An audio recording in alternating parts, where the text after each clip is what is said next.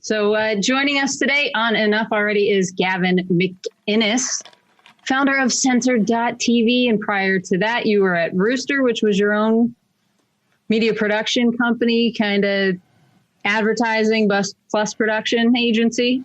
And then prior to that was Vice, right? Yeah, that's about right. And formerly seen on Fox News, but probably never again. No, I burned that bridge pretty bad. I torched it. I don't know who said it, but they said lighting bridges on fire is a good way to make sure you never go back down the wrong path again. Yeah. Keep them visible. I worked there for 8 years and they wouldn't make me a contributor. It was getting to be like that guy who was courting Lisa Simpson who goes, I choose you. Like they weren't interested. So after a while, you got to just stop going there. It swallows up the better part of your day, even doing a 10-minute appearance. Well, did you feel like, too, when you're going in there and providing them content that, I mean, obviously you felt like you probably couldn't be yourself, right? I mean, did you have suits looking over you all the time, worried about what you were going to say? Yes, that was a big factor. And they would delete stuff that I said on Red Eye. But I gave them the best content ever. Like Sean Hannity's best clip is when I told Tamara Holder she'd be happier at home. Red Eye's best moments were when I would freak out and fall off my chair and stuff. But they're very, very cheap there. Like the chairs they have are from Walmart. The furniture in the green room is sub IKEA. So Roger Ailes' mentality is there's always going to be people writing books. There'll be experts on that, and they'll be dying to promote that. So let's just get them on. We'll have free experts on everything. Well, and the other free experts are your stand-up comedians, right? Which they've seemed to make decent use of, at least in the Red Eye days. I don't know anymore because I don't watch anymore. Yeah, I think due to Trump derangement syndrome, that is split, and now you're persona non grata if you go on Fox News. Greg did a good job of sort of bridging the gap with, he had Danzig on, and he had that guy from the Melvins. What's his name again? King Buzzo. Like Andrew WK. He had a lot of cool people, but I don't know. I don't think the Greg Gutfeld show gets those kind of guests. No. And do you think that they could even? Do you think you could even do a show like that today, tapping into that kind of talent in the age of Trump? No. There's a crazy split going on now. Like my parents are down in Florida. They're snowbirds, and they said that friends they've had for years, and they've always been conservative. Friends they've had for years have in the past like 6 months dumped them because they're Trump supporters. And last night I was at a friend's house, and they were friends with my agent who I did my book with, The Death of Cool. And I said, "Do you still hang out with him?" And they go, "No, I think he stopped hanging out with us because of you.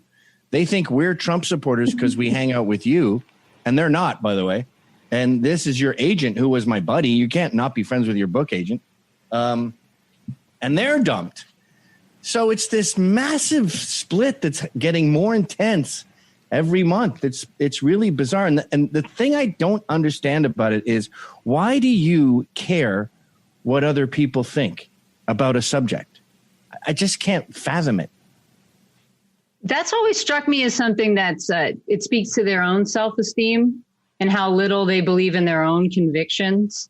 Like, well, shit, if somebody that I like and respect and find interesting and smart has an opposite opinion of mine, then I might be wrong. So it's better just to keep them at a distance, and that way I don't have to think about why I might be wrong. Yeah, the three worst opinions to have today are blacks are dumb and less worthy than us. The Holocaust didn't happen, and kids are sexy. Now, with the last one, it's plausible that you will molest a kid because they're vulnerable. So I don't want to hang out with you if you think that number three. I also want to beat you up, by the way. But as far as 1 and 2 go, they're just bizarre beliefs. Like, I know raw foodists, and I think that's ridiculous. I know people who think that copper, like a copper wristband, can infuse your joints with some sort of special power. That's retarded. But so the first two beliefs are just dumb beliefs. Okay, yeah. Go have them. Why would that bother me? Because maybe they're right, and you just don't know. It's like the people that drink their own urine. Have you been down that rabbit hole? Yeah, I lived in Taiwan for a while, and I taught a family, and the Chinese believe, many of them, that drinking urine thwarts cancer. So I was teaching an upper middle class kid, his family, and I'd be talking to his mother, and she'd be having a tall glass of pee. That's none of my business. You also lived in China for a while, right? You taught English there? Yeah. That was one of my clients. That's when I was 21. When I got out of college, there was no job, so I went over there. You make good money teaching English in Taiwan. It's got like a Canadian economy, basically an American economy. But you know, when I was over there, they're capitalist, right? Chinese are commies, but they're the same people. Like they have the same disdain for animals, and they hang their meat outside rather than in the fridge, and their crazy superstitions. They are the same people, and those people are weird. I'm not being xenophobic, right? I don't think that they're less than me. I just think they're weird. China is weird. It's also filthy, right? Disgusting. I would ride my bike through Taipei and to get to a client, right? And I would get there. I'd wash my hands and face as soon as I got there. On the towel at the house would be my exact face and 2 hands. Every time. I don't think they have catalytic converters on their cars. It's soot. It's like Eastern Europe, like Czechoslovakia. It's a disgusting, filthy, bad word hole. Are we allowed to swear on this show? Oh, yeah. Yes. Shithole. It's a shithole. Well, that's why it's been mind-blowing to me that supposedly the virus is contained in Wuhan. Yeah, it's amazing to me that people listen to communist countries. Like Kim Jong-un, we don't know if he's dead because they won't tell us, but they also tell us that he was born, he just was birthed out of a lake under a rainbow. So, and those people who listen to China, I mean, that's a communist country too. So they're going, yeah, apparently they contained it and it's been wonderful and everything's great and they have 0 cases. Sure. And anyone who criticizes the government mysteriously goes the route of Hillary haters and vanishes. What a weird coincidence. Well, I'm in Indianapolis. Tracy's in Pennsylvania. We've been talking about how this shutdown has affected us in our areas. You're in New York. What are you seeing? I'm seeing people in the city being over it. The suburbs, I moved out to the suburbs recently, and they're still incredibly paranoid, more paranoid than they've ever been. Like they get mad if you're not wearing your mask when you walk down the street. They're in their cars with masks and gloves on, alone. I know. I see. I'm like, what do you think is happening? Are you going to give it to yourself? Did you loan your car out to someone? We've gotten into the habit whenever we see these people just going, bah, bah. And then if we get yelled at, we go, my body, my choice.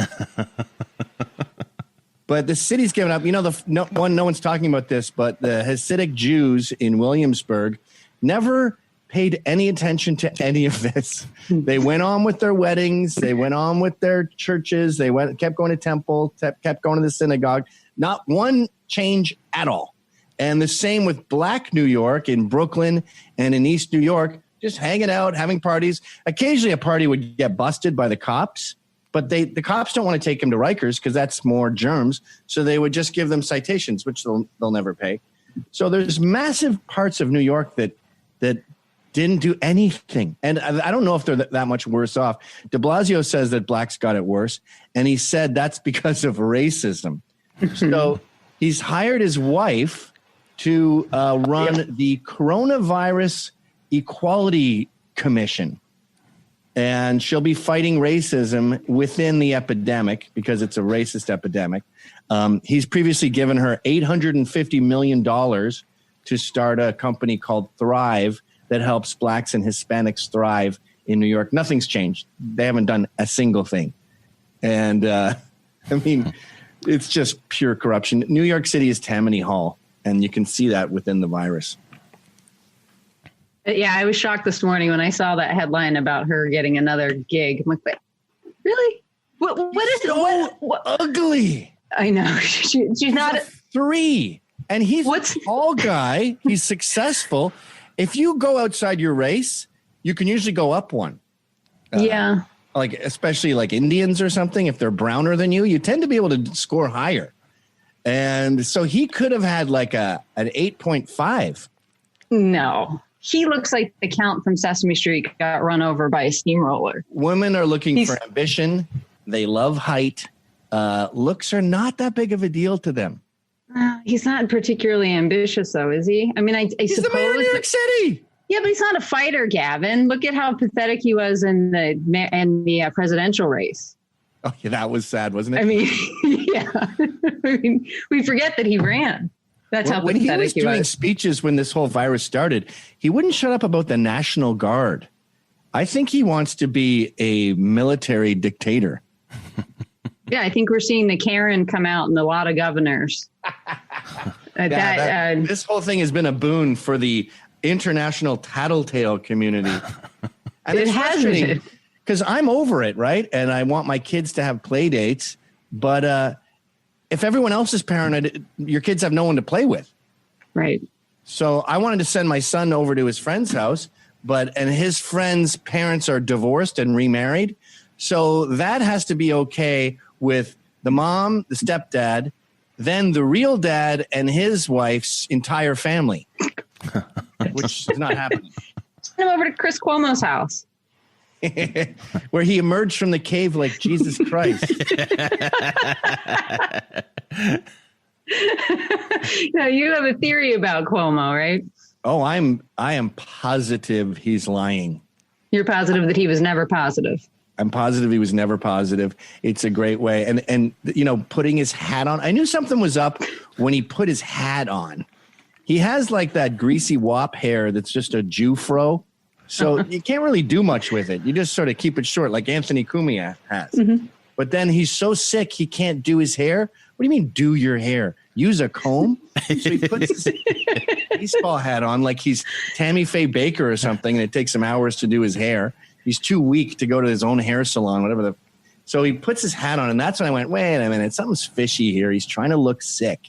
And then he said, this is unlike any other fever I've ever been through. Then we find him in the Hamptons hanging out.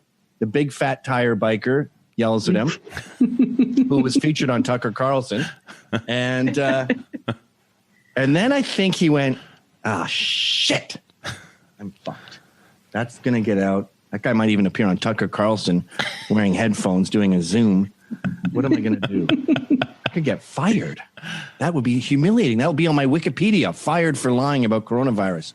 So then he goes on a radio show, goes, actually, I think CNN's kind of gay. I'm sick of it. I'm probably going to quit really soon, or maybe not. So now when he gets fired, he can go, you heard me say last week I was going to quit. And that was to cover his ass.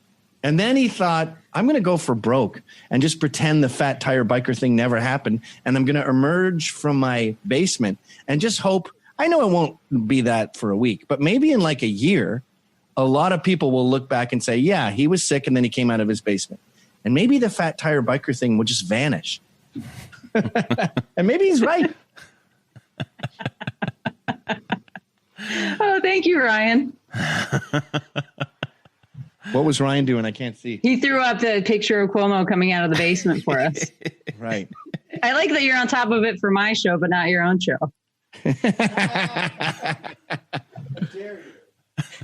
Well, I think it's kind of strange that CNN's been this little mini epicenter, right? So you had Cuomo, Brooke called her basement tomorrow. I just got a letter from prison, actually. And it's one of the Proud Boys who's doing 4 years for a fight with Antifa. When Antifa got away with nothing for the exact same fight, the exact same night. And the media will never report on an Antifa fight. Anyway, that's a whole other subject. But he drew this picture. It's the Democrats roping up Trump, I think in the Constitution. And then they have Liberty being held down with COVID-19 chains.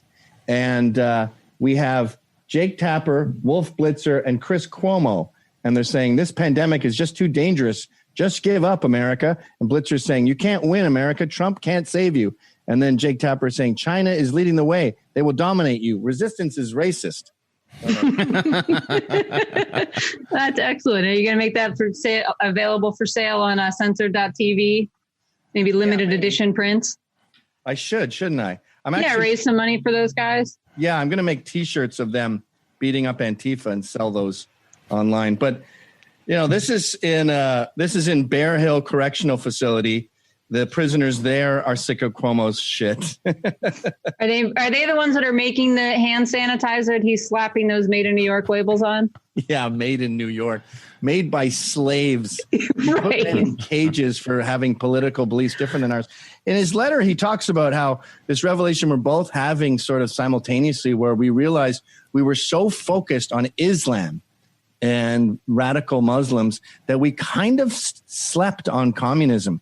And I think we both regret that, me and John, I'm saying, because communism is a much more realistic threat. We have AOC in the government. I mean, we also have Ilhan Omar, for the record. But look at what communism is responsible for this global pandemic. Islam, I don't think, is capable of this kind of damage. And the Green New Deal, I mean, that is a communist manifesto that has been Trojan horse. The fact that we're even discussing it is incredible. A $630,000 bill per household? What? Well, I do hope after all this is over, our fellow citizens here will start re-examining our relationship with China and where they're building, where they're buying their products from and giving up their cheap T-shirts and stuff, because there has to be a re-examination after what's going on. That's exactly what John said in his previous letter. He said this is good because most of us didn't know this. I mean, I didn't realize that 98% of our pharmaceuticals were made in China, who are our sworn enemies. And, these people have no regard, not just for animal life, but for human life. I mean, they're not mad at Mao for killing 80 million of them. That's more than 10 times what Hitler killed. And there's Mao statues all over China. Mao T-shirts. I saw footage of some geriatrics beating up another old guy because he criticized Mao. Mao, who laughs at Hitler for being an underachiever. 80 million. So what they do with a lot of their pharmaceuticals is they'll spike the batch so they pass the test. Now, that's okay if it's something like aspirin, I guess. Your headache isn't going to get as cured if it's a placebo. But what about insulin for diabetics? You can't give them fake insulin. They fucking die. So we are putting our lives at risk by doing this. And I think we're going to start being stricter about embargoes. Trump wanted embargoes before all this, and they laughed in his face. Trump wanted to restrict immigration and travel, even from Iran, which was our patient zero, and they laughed at him. So I'm very optimistic about all this. I think Trump is going to come back. I think even the losers will come out of hiding by July. And then the economy will start roaring the way it did after World War II, where people were just so happy to be done with death and suffering that they started spending like crazy. And by the time November rolls around, we'll have record unemployment lows, a super boom to the economy, and he's going to win in a landslide. And we'll live well for 4 years. And then we're going to get a complete loser like Cory Booker.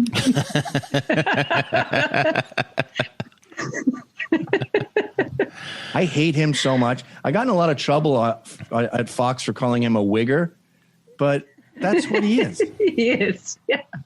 He grew up in a white neighborhood with rich, affluent parents. That there's a sob story. They had to get white people to co-sign the loan or something, but yeah, they were sued. PhDs? They sued because they weren't allowed to live there. Now, that tells you that, America was racist back then, but it also tells you that it's the whitest place imaginable.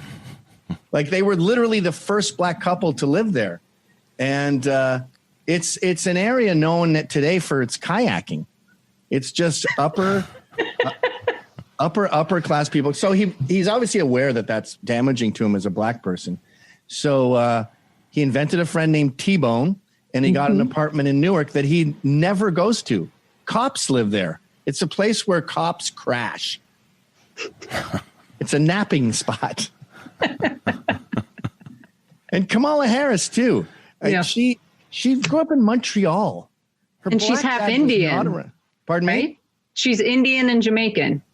Yeah, and the Jamaican hightailed it early in the game, as is the trend with all of these really pro-black blacks like Jordan Peele. They grew up totally white. Mariah Carey, Alicia Keys. Sean King. Sean King. Well, his black dad didn't leave. His black dad never existed. Worst black dad ever. Yeah, I guess technically you could say his black dad was not around. That's sort of true. But Kamala Harris, and I'm from Westmount. I remember Westmount in Montreal. It's all the English people there are mostly Jewish. And so it's a super wealthy Jewish enclave. Couldn't possibly be less black than Westmount, Montreal. They don't even, like, rap music just sounds like a funny bouncy sound with black people talking on it. They've never heard of rap. So I would love to just sit Kamala Harris down with a real black person and just say, like, what are chitlins? What are grits? If you get chicken from the deli in East New York, what are the garnishes that are usually asked for on top of it? It's salt, pepper, and ketchup, by the way. Yeah, she doesn't know anything. Who is Chuck D? What's a Terminator X? Oh, and she, to me, was the most fake out of all of the candidates that were running for the Democratic nomination. I mean, Liz Warren was a close second, but to me, it felt like Kamala Harris was Kamala. What was? Did we come up with an agreement as to what her first name, how it's pronounced? Is it Kamala? Kamala? I prefer Kamala. Kamala. But it was like a focus group tried to come up with the perfect politician, and that's what she tried to be every single time she got in front of a camera. And blacks can smell a rat. It's like skaters. You know, if you say you're a pro skater, skateboarders can just see the way you stand on your board, and they're like, this guy's full of shit. I don't even have to see him do a trick. Like Michelle Obama, I'm no fan, but you can tell she's black. You can tell she grew up on the south side of Chicago. You can tell her parents were hardworking black people that didn't want her to swear, and they know what chitlins and grits are. You don't get the black vote if you're a fake black person. Although Obama got the black vote, and he's he's exactly what I'm talking about. So maybe they're not that good at sniffing out the phony. Well, maybe at that point they didn't care, just wanted to get one over the finish line, and now they're going to be a little bit more discerning. Yeah, I think they were so shocked to see a black man on the ballot that he could have been a rapist, murderer, with facial tattoos. And they'd be like, holy shit, we got one. Oh, you sound like Rogan said he would vote for Mike Tyson before he would vote for Joe Biden. So there you go. That ticked all your boxes. Facial tattoos, alleged rapist. I mean, he did serve time, but. Well, that's an interesting change that's happened since Obama. I think blacks saw that nothing changed for them with him. And this whole Blexit thing and Kanye West wearing a MAGA hat, I don't think we've ever seen that ever before, where blacks are wary of the Dems. And you've got the two now black politicians. The one in Georgia, he came out about a week ago and said he was going to vote for Trump, and they threw him out of the party. And then the woman in Detroit that came forward and said she took the hydroxychloroquine and it cured her and her husband. And now the Democrat Party there wants to censure her and throw her ass out. She's on Tucker defending her honor and saying, these guys don't give a shit about me. I have to admit, lady. Before her, I didn't realize you could just be expelled from the party. Like, isn't it her personal political beliefs? That's like saying you're not a libertarian anymore because the Libertarian Party said that you're for closed borders or something. Is that their right? Well, I think all it means is they cut off your funding. Would be my guess, that they won't help you get reelected. It's just sports. That's all it is now. It is. The problem is we invited women to the equation and they're too emotional. Women should have the right to vote. They just shouldn't vote. And obviously you're one of the exceptions, but even Ann Coulter says this. They're not good at politics. And to them, it's all about, I want my team to win. And they accidentally went off the highway and they ended up in a sports arena. So now they want the economy to fail just so Trump will fail. And that's exactly how I feel about the Yankees. I want their plane to crash. Like when I hear one of their employees get hurt, I go, yes. I hope he's out for a year and a half. I hope his arm fell off. Now, that's not a rational thing to want. That's not very Christian, but that's the way sports is. We become ruthless animals. I want the Mets to win unfairly. I want them to cheat and not get caught and win. Well, and you're really seeing that dumb emotions we're seeing in politics now. Well, you're really seeing that play out in Michigan. I mean, I've got family in Michigan, friends in Michigan, and when I watch the social media feeds, if these executive orders were somehow signed by Orange Man Bad, they would be having a fit. But the fact that it's a Democratic governor and they voted for her, then they're fine with it. I mean, if you look at the Upper Peninsula, let's say Chippewa County, at a time where, you know, Detroit is getting hit by this. Last week, there were no confirmed cases of COVID-19 in a county. It's small population wise, maybe 40,000 people, but they're being treated the exact same way as Detroit. So that's why you saw so many people head to Lansing, because they're sitting back going, there are no confirmed cases in my county, and yet you're demanding that my business is shut down. It's still so bizarre to me that a pandemic can be political. Yeah. So, because doesn't it, it's sort of like abortion. Why is that political? That should just come down to when you think something is a human being. Is it a human being the second it's conceived? Is it if it's not viable outside the womb? Or is it at 9 months, which is the law in Canada and New York State? You can kill it at 9 months. Isn't that just a philosophical question? I don't understand how that became a right-wing, left-wing thing. And with this pandemic, we're weighing the risk and rewards. So is destroying the economy worth saving lives? Is that going to end up killing more people? Poverty kills too. So you're sort of weighing out the mathematics of these statistics. How is that Trump is the one thing and the left is the other? It seems weird to me. But then I was thinking, just like the sports thing, that would be the same no matter what. If we were experiencing unprecedented thunderstorms and then we had flooding all over the country and it had been 4 weeks of just rain, that would be Trump's fault. That would be him ignoring the environment. That would be climate change. That would be him taking away funding from the EPA. I mean, no matter, that's where we're at now. Everything is political. Mm-hmm. So you were shocked that they made this a political argument? Yes. I mean, it's sort of like in retrospect. I've been having all these epiphanies way too late in the game. like just this week, I was thinking of those three things that you're not allowed to think. And why would anyone care? Like, I hate Ryan's taste in music. It's worse than the worst Puerto Rican single mother in the world. But he listens to his music by himself. How is that any of my business? The fact that his apartment is so disgusting that you need hiking boots to walk through it and like a walking stick. It's just mountain climbing going through his apartment. But I don't go to his apartment, so how is that any of my beeswax? I hate that he takes a shower for like an hour and a half. What is he doing in there? Conditioning his hair? That's none of my business. I hate that he wears women's pajamas in Manhattan. He wears a romper. He was wearing a romper the other day. Women's PJs in the city, in New York City. And I said to him, I pointed right at his face and I said, "You're a homosexual." Did he lose a bet? No. Hey, what did he say? What was your rationale? It's exciting or something? Or it's just different, he said.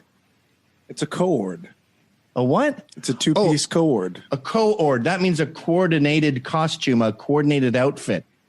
He goes on YouTube and looks up like how to wear a pocket square or when you should wear brogues and when you should wear normal dress shoes and how to tie a tie, all this crap like he's in the Kingsman or something.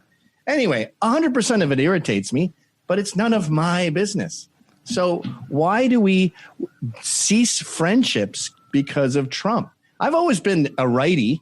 I was even more. I used to wear a shirt in the early aughts that said "Speak English" and had a big American flag.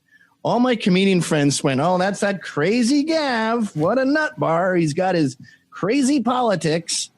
And then after Trump, it was like, well, this one comedian, John Glazer, we used to exchange dishwasher pictures because our wives are, well, let's just say we went more for looks than brains. And I'll open the dishwasher and there'll be a bowl facing up. What? So it didn't get any of the jets. It's just a bowl of hot water. And I'm like, how can you not know that it goes face down facing the jets? I didn't take a night course in dishwasher loading. I was never trained on the dishwash. It's just intuitive. And when I do the dishwasher, it looks like a dishwasher commercial. It's like brrr, perfect plates, bowls, everything is like Tetris. So anyway, we would send pictures of our wife's incompetence. And then he texts me after Trump wins, and he goes, well, I was going to send you a particularly egregious dishwasher violation, but I think the time has come that we knew was coming. And I think we're at the end here because of Trump. And I said, all right, buddy, well, we had a good ride. Like our families would go on vacation together. They adopted a black kid that I adored. So they know I'm not racist. It wasn't like I went, oh, Lord, what have you done? We brought a car baby to our vacation. Ew. But it wasn't. And it's almost like we were all Hasidic Jews. And then I decided to shave my head, listen to rock and roll, and read the Bible. Use electricity on a Saturday. Yeah. Yeah, I've been using electricity all Friday night, just rocking out. Because the tone isn't, how dare you? The tone is like, you knew what you were doing when you stopped reading the Torah and cut off your payas. What are they called there? Payas, I think. You cut off your curly sideburns. So it was almost like I did it to them. Like, you left the flock. Sorry. You got mind aids, and mind aids is very communicable. Like, I'm married to an American Indian, right? If someone was really against race mixing and hated that I made a bunch of Indians, I wouldn't be mad. I'd be intrigued. I'd be like, I got to meet that guy. So wait, what's your beef now? Why do you care? Well, you said you're married to an American Indian. I'm sure she's relieved now that Land O'Lakes has changed their packaging. Yeah. You know what's funny about all that too? Indians have never given a shit about any of this stuff. If you talk to an Indian in 2002 about the Washington Redskins, there was a study, I think ABC News did it, where they found 4% of Indians had a problem with it. Now it's 96%. It's flipped completely. And that's because people see there's a currency to being offended and they don't want to miss out. Am I going to get money?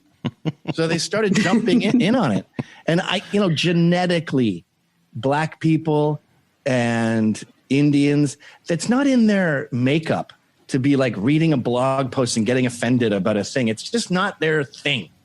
And I know this sounds racist, but like, it's sort of like blacks and veganism. It seems, it doesn't really go together. I can't explain why, but the same blacks whining about a word being mispronounced or someone calling them person of color instead of African-American instead of black. It's not very black, you know?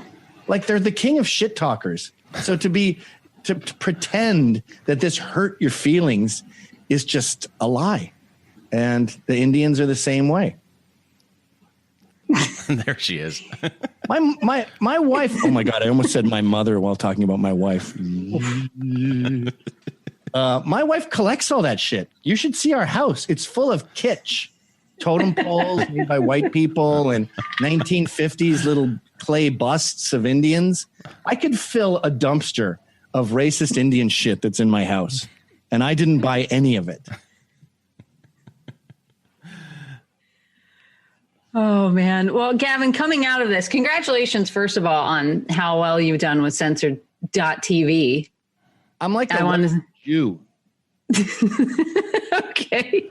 The Jews were verboten in Russia because it's a very anti-Semitic country from doing business. So they were forced to just start a black market. Then when the economy collapsed, they were the only market there was. So they all became billionaires. The 7 of the top 8 oligarchs are Jewish. And it's because you Mad Maxed them into a corner. Well, you made me Mad Max like 5 years ago. So by the time the black stuff runs out, I've already got my dingo. I've already got my shotgun. I've already got my cool leather jacket with one arm. And I've already got that weird button on my car where I push turbo and just go, meow. I'm the king of Bartertown at this point. So like they made me change the name of the site from freespeech.tv. I got sued by some mysterious lawyer. But the payment system is quadruple encrypted. And this studio is in a hovel in New York City in the basement of a residential building. I mean, you can't kill me. Oh, it's awesome. And I think you also did it the right way as opposed to other people, Glenn Beck, who went out and bought this enormous studio with all kinds of incredible equipment. Like, how many jib cranes does that man have in there? You get seasick watching his show. I like Glenn, but he spends money like Flava Flav. Did you ever see the studio in New York Blaze had? Mm-mm.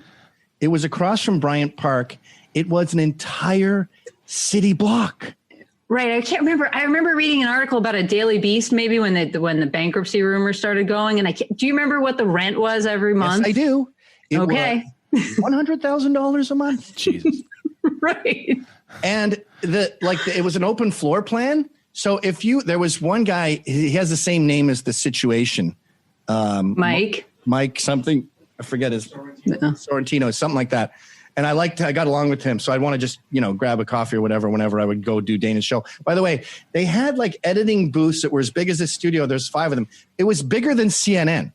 It was big. It was not as big as Fox because Fox has many floors, but it was as big as a Fox floor with editing booths, but no one was in them. So when I would go do Dana's show, it was in a studio this shitty, in a closet with like a green screen behind me on a cloth and one little tiny Sony XD camera and one person doing the lab. No one else for miles. It was like quarantine. And when I would go to talk to Mike, I'd have to literally do this. Mike, like we were on a hill. Mike, and he'd be like, "I'll be right over," and then he'd walk literally a city block on carpet to come meet me. It was insane. Yeah, the Texas campus is the same way, and they call it the campus down there. I mean, when you go into the warehouse and you've got a whole mock-up of the Oval Office, and there's Tokyo Rose's Mike. You think, oh, this guy's got some coin to spend. It was a movie studio that they bought, so you could film like motion pictures there, no problem. Go do Star Wars at the Blaze. Right, but there's no need to spend that much money. I mean, you prove that with How to Be a Man.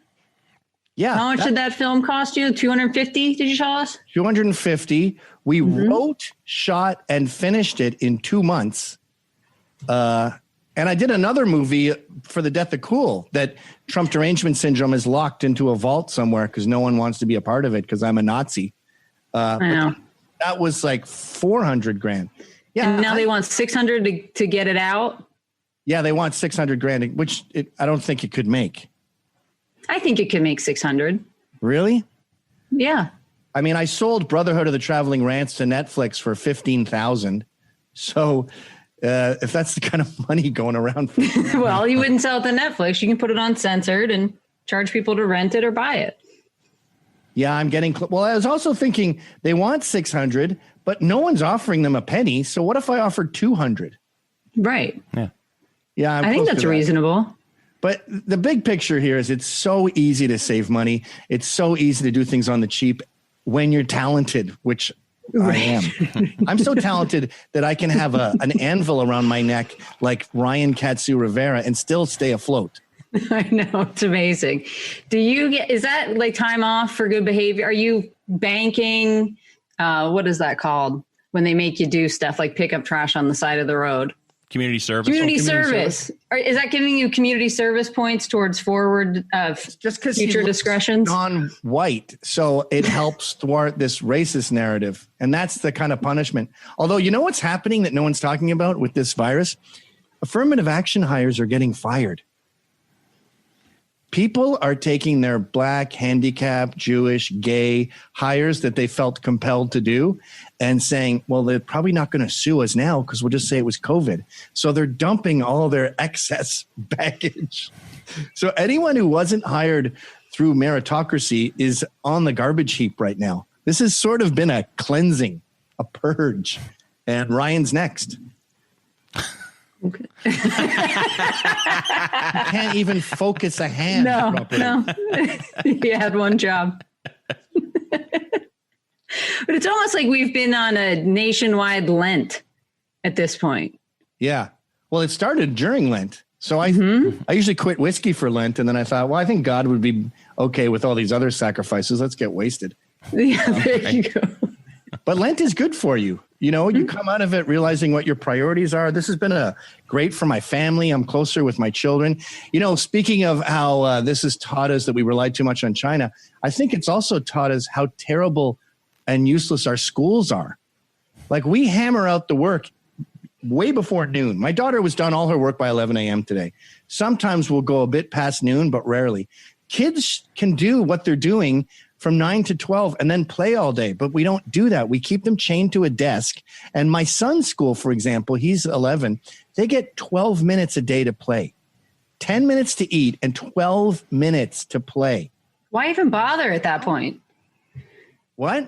Why even bother 12 minutes? They used to set up a baseball game. You don't have time to set up the game. No. Well, coming out of this, being Mr. Entrepreneur, then is that article you wrote, How to Get Rich in America, 30, whatever it was, is that still out online? I'm sure it is. Yep. 10 ways to get rich in America. I thought it was a little bit more than 10. I thought it was 30 for some reason. Yeah, that sounds right. I don't All I know is ideas aren't shit. We use that all the time. But you what? My dad and I use that all the time. I work in the family business, and we like to say that to people. My dad likes to say that to people that come to us with ideas. Ideas aren't shit, and that he got that from you. Look at Seinfeld. Hey, I have an idea. It's just me hanging around my apartment. No. Look at Teenage Mutant Ninja Turtles. Hey, I want to do a cartoon about some turtles who are ninjas, and it'll eventually be bought by Disney for $60 million. No, it won't. That's ridiculous. Don't do that. But they sat and they drew the Ninja Turtles for years and years and years. They did the work. It's 99% sweat. But there is a caveat with the sweat. Mm-hmm. You have to know when you're being taken advantage of. So I've always said you can make $1 million just sweeping out a bodega, because eventually he'll give you the responsibility of opening and closing it. And then eventually you'll get the sweat equity and you guys can open another one together, and so on and so on. But if the guy is ignoring you when you offer to stay late and close the place, then you got to go. Like with Fox News, I was like, I'm being taken advantage of. I got to get out of here. So if you're aware of your worth and you buckle down in America, you'll start making money no matter what, no matter how stupid it is. Even if you want to be the stupidest job in the world, which is photographer.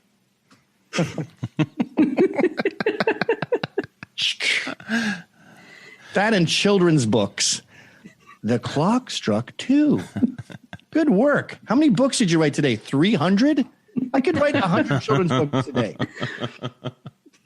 No, I do. Coming out of this. Oh, go ahead. Oh, I was going to say, you're probably going to hit on the point I was going to hit on is I think that's probably going to be one of, if there are any positives that come out of this whole thing, it's people are going to have a reexamination of their current career.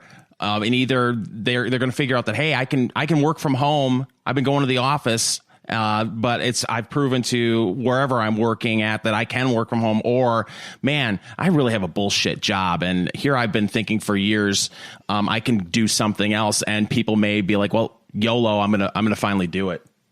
Wouldn't it be great if this just ended human resources entirely?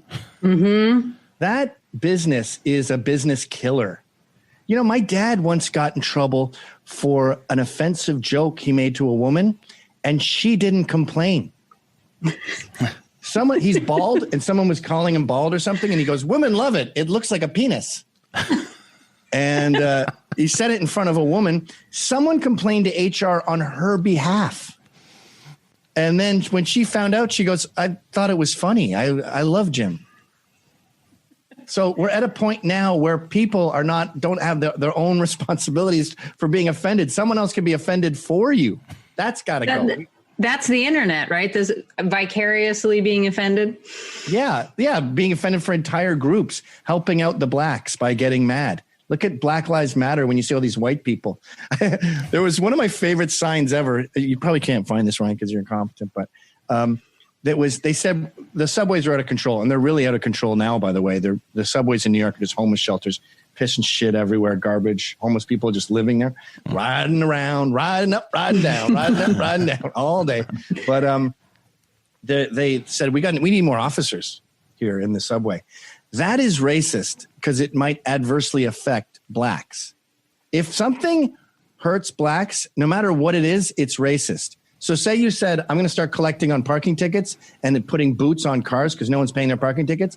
If that just mathematically started hurting black car owners more than other car owners, it's a racist law. I don't get the logic, but that's the way it is. Anyway, so that became racism, and they had this huge rally in Brooklyn, and there was this woman who was white and upper class, and she was holding up a piece of cardboard she had made, not the cardboard, but the sign, and the sign said, "Oink, oink, you monsters." And she was holding it next to her head and crying.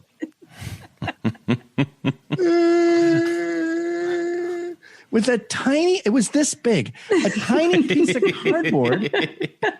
Oink, oink, you. Every time I see a cop, I pull it up on my phone. I like, is there a more ineffectual gesture imaginable?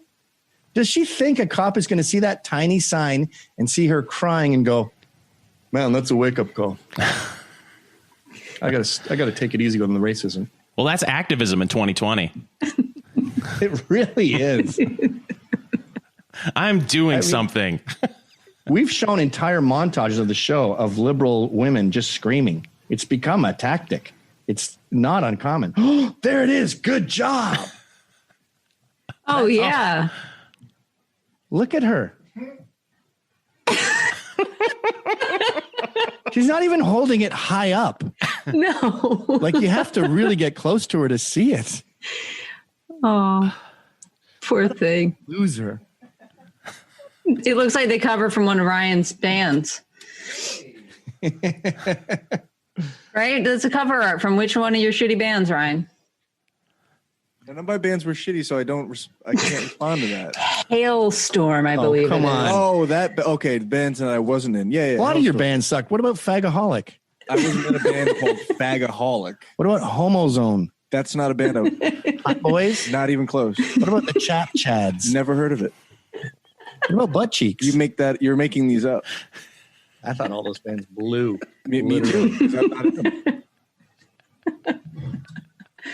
Oh, it's too easy. But what I wanted to know is, coming out of this, do you see any good opportunities that you're going to be getting in on when the economy reopens and things are reshuffled? Buy my movie.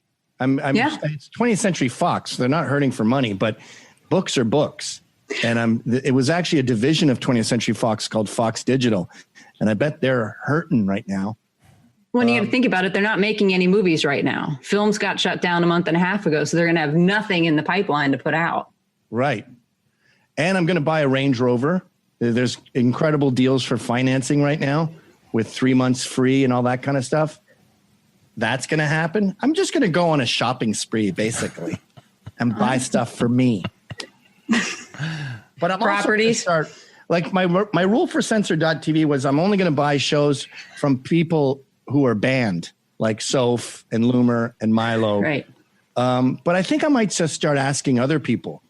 Like Jim Goad isn't necessarily banned, but we're going to get him on. Jacob Wall is only a little bit banned. We got him on.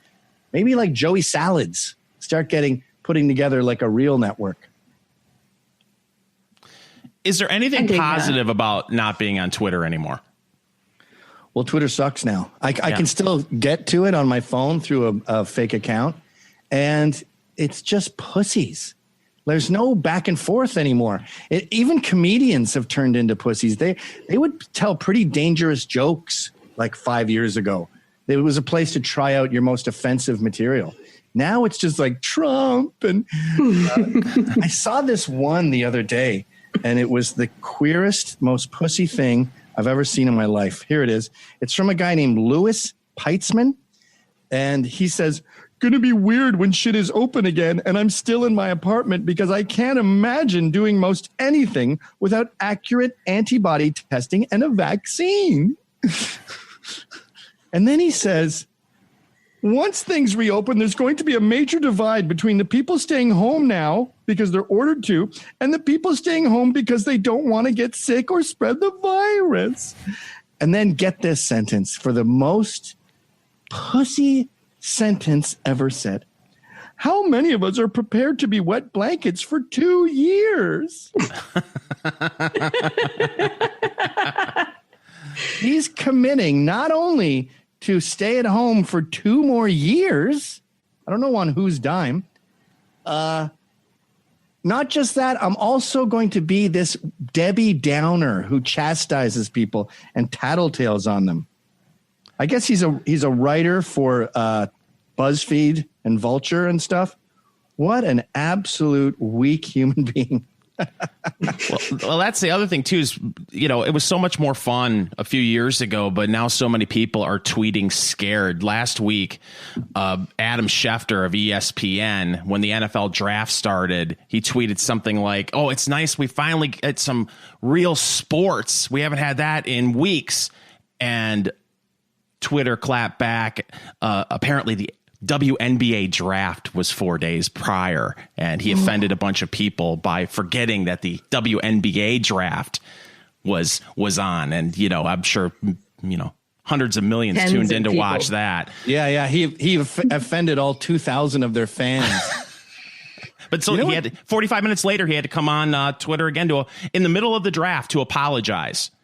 He's supposed to be keeping track, all this stuff going, from team to team, get the inside scoop. And he's like, "Oh man, if I offended anybody for forgetting about the WNBA draft, I apologize." Well, pretty much all of America forgot about the WNBA draft. Don't apologize. Like, who cares that you got some rude letters?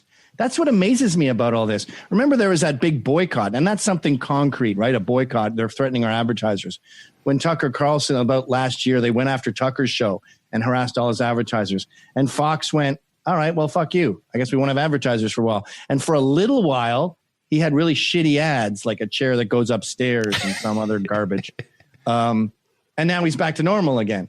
Like, what bothers me, not just what bothers me about all these attack and this cancel culture, is that people are so eager to capitulate. Like Blaze TV, when they got some letters, they're like, "Get rid of him, fire him." Or I was watching Lego Masters with my kids yesterday, and one of them goes, "Could you ever host Lego Masters? Would you say yes if they asked you to do that?" They don't quite know what a pariah I am. So I said, "Yeah, sure, why not?"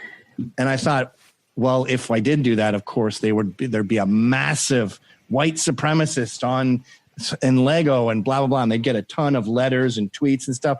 But then I thought, so what? So you have a week of angry tweets. Ugh. Why are people so scared of a letter? Ooh, a letter, help, a letter. Right. Well, and if they're smart, they know how to capitalize off of it. Wasn't it I think it was within the past 6 months, somebody on the left, a whole bunch of them attacked you, and it resulted in you getting a whole bunch of new subscribers. So you were sending them thank you notes. Yeah. Well, what was his name? David Packman and Sam Cedar and the chick who had plastic surgery on the young Anna Kaskarian. Yeah. I hired this firm to get me liberals. I have a show called Free Speech where we have liberals and conservatives debate, and I just couldn't call these liberals. It was just painful. So this company I farmed it out to would call them up and offer them money to come on. So they caught me and they said, he offered me money. Yeah, that's how weak you are. I have to pay you to debate. And so they went on their shows and they ended up making me $100,000. They got me like 1,000 new subs. It's the biggest surge we've ever had in the history of the show. Those losers refused $5,000 to make me 100. Okay, I'm 105 up.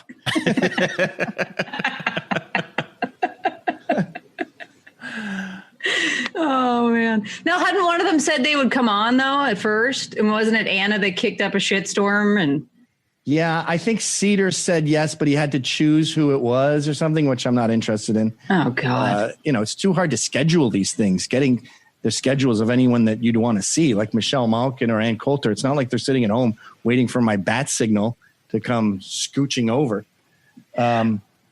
But yeah, I don't know. And to be honest, those shows were popular, but I don't really enjoy them because it's just conservatives are smarter now.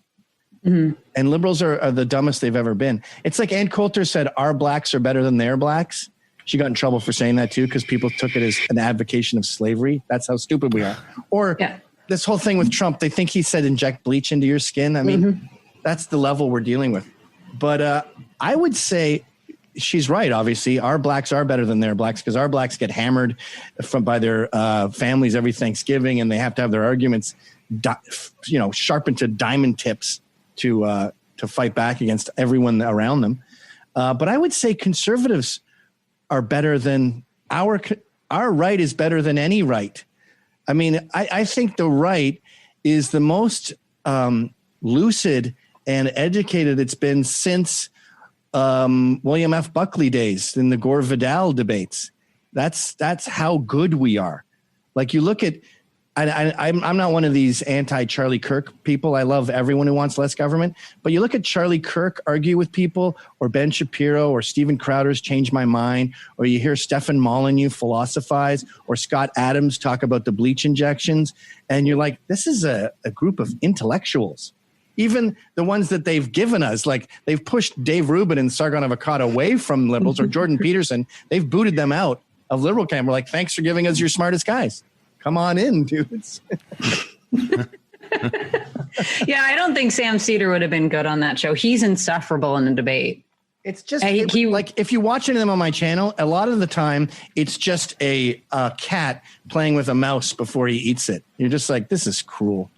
I mean, the only fair ones are Eric Dyson is he's a Dr. Seuss character.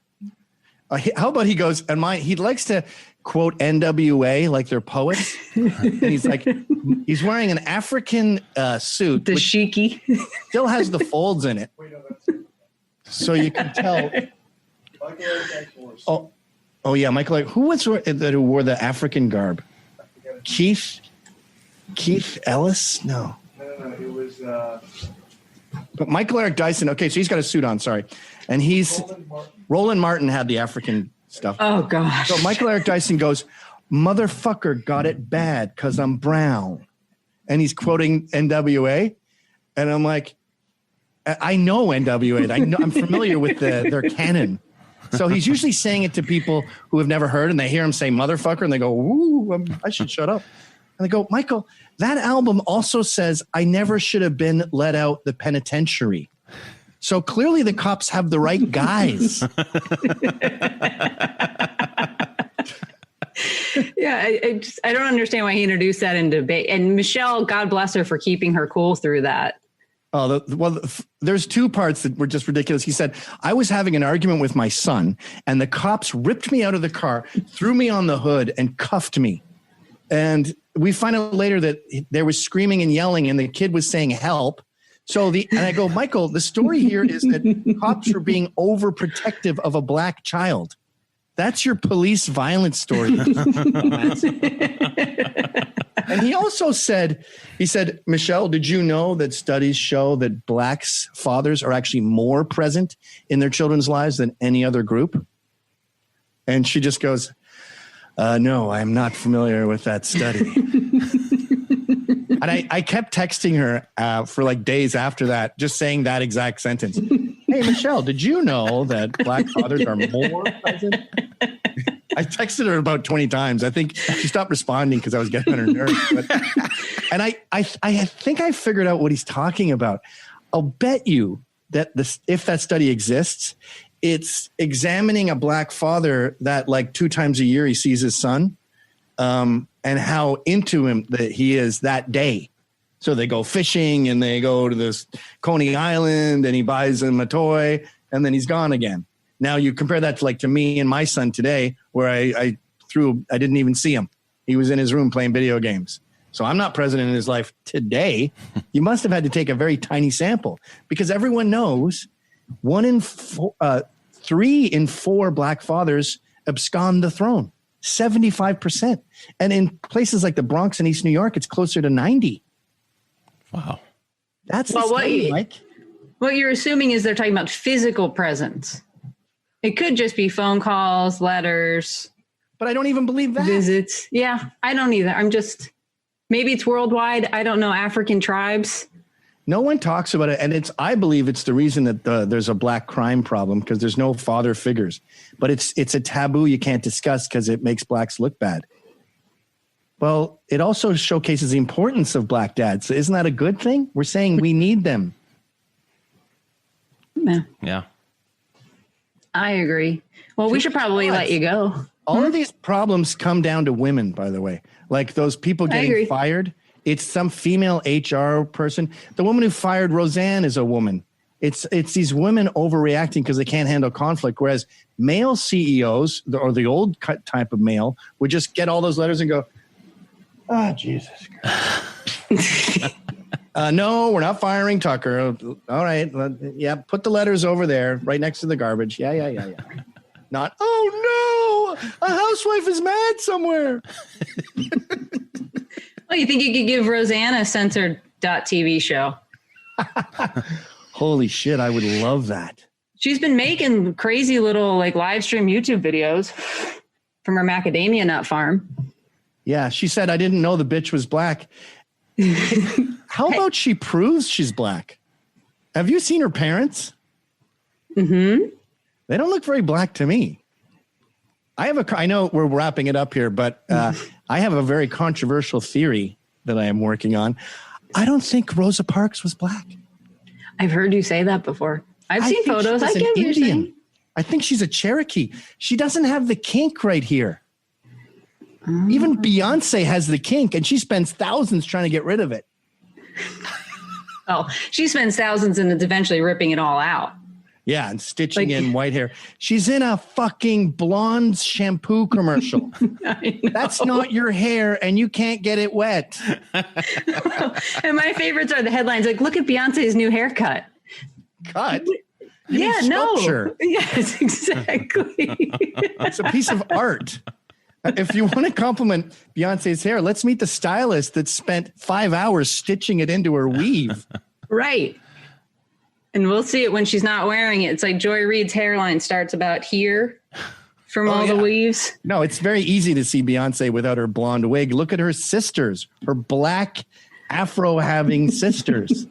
The rest of Destiny's Child, that's their destiny, an afro. All right. Well, yep. She's starting to get it. Yeah, better go back. She's going to look like Brian Stelter in a couple of years. To pay someone $5,000 to appropriate white culture. All right. I feel like we should let you go. I don't want to, but you've got a show to do today, right? Yeah, I got Zuby on the show tonight. Oh, nice. We didn't even get to share. I got to know, are you familiar with the fact that the Huffington Post puts out a weekly, the 20 funniest tweets from women? Oh, my God. They must have to Ryan, really scour the Twitter to get those. Gavin, not a single one of them qualify as such. So if you could have an entire weekly segment just slam dunked for you. They're bad. They've ruined comedy. I mean, being funny is rare. Yep. Maybe 1% of the population has that gift. And maybe 1% of that 1% is female.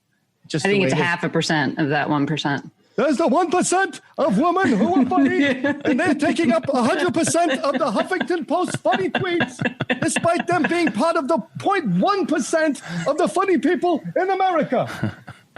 We have to spread the funny tweets around. Oh. All right, everybody should subscribe to censored.tv so you get to see more of Gavin. And if you're cheap, you're on YouTube once a week. Yep, just for half an hour, though. Well, cough up your money, people. Cough it up. More content of those who have been censored. Yeah, and the free speech back and forth debates were fascinating. I enjoyed those. Okay, well, then you're a sadist because it was just cruel. Yeah, my Milo versus Cornel West was fascinating. Yeah, those guys they know their religious theories. Their Catholicism and all that stuff. I don't know any of it. It was incredible hearing them talk about all these different Catholic philosophers. Yeah. Cornel West is no Michael Eric Dyson, but still. Yeah. Impressive. Well, thank you. We'll have you on again soon. Thanks for having me. Rock on. Thank you. Sure. Thank you, Ryan. Bye. Thanks.